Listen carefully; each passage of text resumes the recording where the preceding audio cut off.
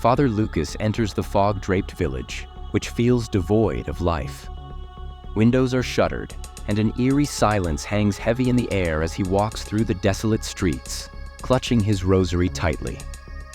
Father Lucas approaches an old inn where he'll be staying, and an elderly innkeeper warns him to leave immediately, muttering about the shadows that consume. Her voice trembles as she locks the door.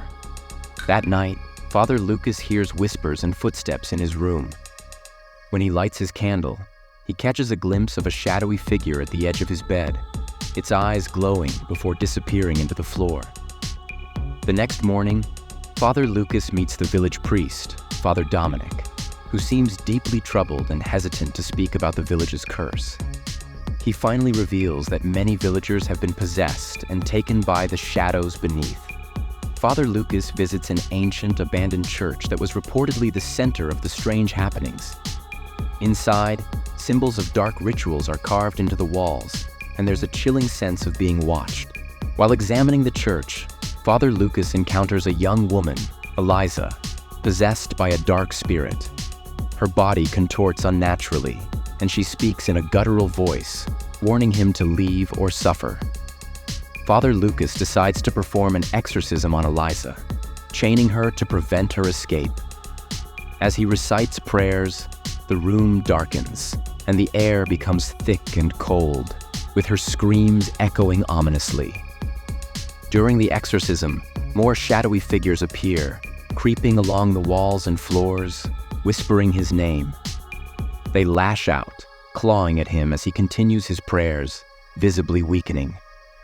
Eliza, in a brief moment of clarity, reveals that the shadows are the spirits of those who tried to rid the village of a curse centuries ago but failed.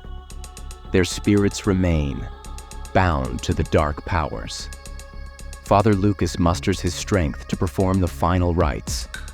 The shadows violently react, swirling into a storm of blackness, nearly consuming him as he chants, "Begone, foul spirits."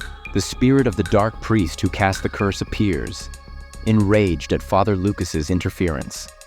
The two face off, with the priest's spirit wailing and summoning more shadows to attack. Father Lucas invokes a powerful prayer, holding the crucifix high as the shadowy figures screech in agony. The curse slowly weakens, and the shadows start to fade as the dark priest's spirit screams in defeat.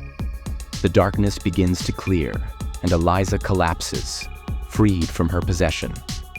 The remaining villagers emerge from hiding, relieved but haunted, as the dark forces dissipate into the cold night. The next day, the villagers thank Father Lucas, though a sense of unease remains. As he leaves the village, he spots a small, dark shadow following him in the distance, hinting that the curse may not be fully lifted.